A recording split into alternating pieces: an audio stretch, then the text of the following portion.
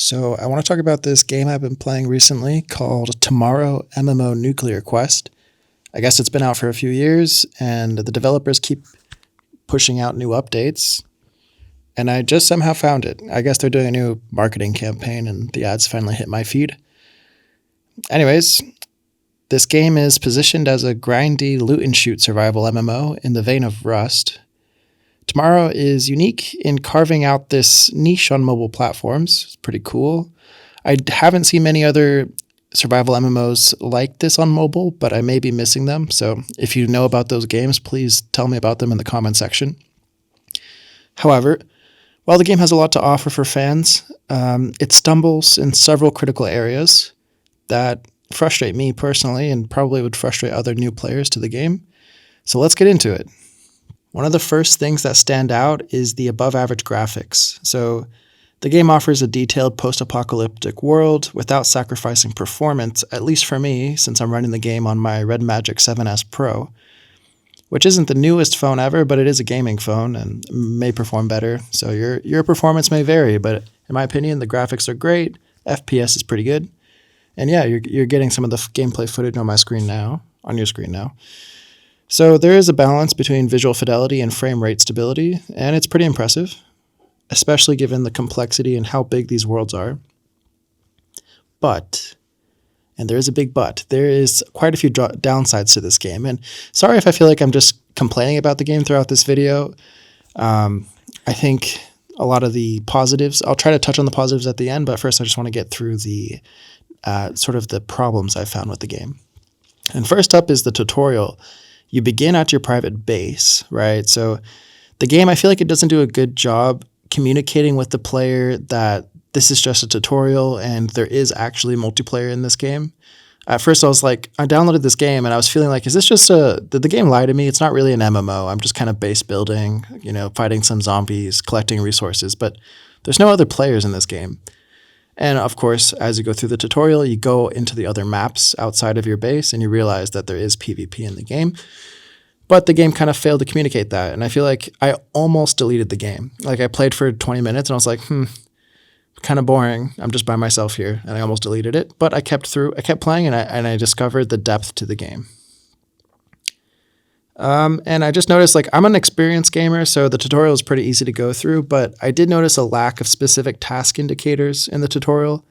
Like in other games, they are really specific with what you need to do, what button you need to click. Like they highlight buttons, they highlight specific things in the inventory that you need to drag. And I think for noobs, this is a problem that the game doesn't have this. Obviously, for a lot of players who play this game, they have experience with other games. So that isn't a particular problem, but that is one thing I noticed. So the next thing I need to complain about is inventory management. It is so bad. I guess it's good for like maybe 10 years ago or like 5 years ago, but it's pretty bad now compared to other games. It's clunky, outdated.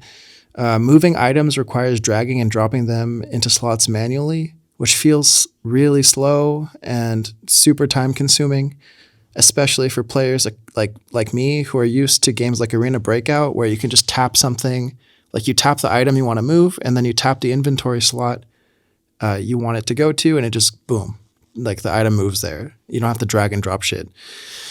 And this game doesn't have that, which is, when you switch from that game to this game, that feels really annoying. So that is going to take a point off. Just that alone will take a point off, when I'm rating this game. Other missing quality of life features, there's no store all function. So that's, you want to be able to store stuff quickly. You don't, the drag and drop stuff is already pretty bad and there's no store all function. So that's annoying. No custom map pins. So while the quest related markers exist, like map markers, players can't place their own pins on the map. So when you're traveling across the map, you're frequently opening the map, making sure you're going the right direction. And that takes away from looking out for other players to fight and making sure you're not going to get sniped. Another thing that's really tough about this game is there's no auto translation. So you're going to find a lot of players from other parts of the world, from Brazil, from Spanish-speaking countries, from Poland and Ukraine, like all over the place, right? But there's no auto translation. So like most very popular MMO games have auto translation. You type like the translate icon in the chat, and you can talk to pretty much anyone in the game. And the fact that this game doesn't have this kind of takes away the MMO feeling of it. Like, yeah, sure, there's players from around the world, but you can't talk to them, you can't interact with them. When they join my alliance, I have to kick them out because I can't play with them. So why should I have them in my alliance if I can't play with them? So yeah, that's a little bit frustrating. They need to add that, and I feel like they should have prioritized translations, to be honest. And there's no way to see when alliance members were last online. So you may not notice this if you're not like an alliance leader or moderator, but you want to kick people to make space for other players. You want to kick the inactive players and replace them with new active players, right? But there's no way to see when players are last online or if they're active or not. So I'm just kind of like guessing based off of my memory who's been active and who's not active, which is really inefficient and just another feature that other games have and this game does not have. So got to mention that here. And PvP. And so in terms of PvP, the environment in Tomorrow can be really fun, but there's some problems here. So one of the biggest problems is when players can escape combat super easily. So combat logging is a huge problem in this game. They can just run off the map and avoid. So as soon as you get the advantage of them, you look kind of scary, you got good armor, you got a good weapon, people just run away.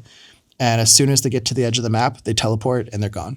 And there's no punishment for that. So the incentive in this game is if you're not super strong, just stay on the borders of the map. As soon as you see another player, you just run out. Just leave the game. This happened to me so many times, and it's super frustrating. So I suggest, if anyone's listening, that you implement a 30-second cooldown after taking damage. So once you take damage from another player, you can't leave the game for 30 seconds, and this will prevent the majority of PvP logging. Additionally, bugs requiring a game restart are really common, and in PvP situations, you like really, really don't want to have your game crash or to have some bug causing a loading screen, and then you get killed, and that's super frustrating. Yeah, so I'm sure I have some examples of that I'll throw up on the screen. The game does offer cooperative PvP zones, but inviting alliance members into these regions is unnecessarily cumbersome. And that's just to say, like, when I join a co-op like PvP zone, I want to be able to invite my entire alliance. You can invite your friends, but I want to be able to send a message to my alliance chat and say, join my PvP game and let's play together. Right now, you can't do that. And so I have to one by one invite my friends to my co-op game. And it's like, what's the point of having an alliance if I can't invite my alliance members? So that is another problem that they seem to have not noticed or have just not focused on. The progression of the game is really good. So this is one of the highlights of the game. There's like really good in-depth dialogue. The quests are pretty good, pretty in-depth. It's just I think the order of the quests could improve. For example, there's a quest to build extra storage, like to build another storage crate on your base. But that like happens pretty late into the game, pretty late into the tutorial. And you've probably already had to have built extra chest at that point. So the game is forcing players to figure out their own solutions to inventory management before actually introducing those mechanics to them. So it's just another problem with the tutorial and the progression system. Yeah, so I mean, this game brings a Rust-like experience to mobile, and it's really filling a niche in the mobile gaming market. The alliance systems have those issues with, especially with like administration of alliances and auto translation, but it's pretty nice. My alliances fill up really quickly with skilled players to play with. And the survival and crafting mechanics are really robust. They offer a lot of depth and are great for those grinders out there. You want to grind resources, you want to craft, this is it. This is the game you want to be playing. So the weaknesses of this game, just to summarize, the game's held back by quality of life features. That's the main thing. Like, yeah, the technical issues suck. The game crashing and loading is a problem that the devs are probably focused on a lot, but the quality of life stuff, it feels more like they just missed it. Like the devs, like sure, the game crashes, the devs are going to go after that stuff, and they probably have been. But the inventory management is pretty bad. The auto translation missing is a huge downside. I can't play with half the people who join my alliance because they speak Spanish and I don't speak Spanish, or they speak Russian or something like that. Yeah. So in conclusion, I'm going to give this game a final rating of 7 out of 10. It delivers a solid mobile survival experience, but falls short on inaccessibility and polish. And I'm sure if you guys are really grindy and are accustomed to the mobile gaming experience and you know, this type of thing, you're going to love this game. So I highly recommend you try it out. And yeah, thank you guys for watching this video. It's the first video I've made in a long time, and I think I might get back into this. So if you would like and subscribe, that would be great. It would definitely motivate me to keep making content. Thank you guys, and I'll see you on the next one.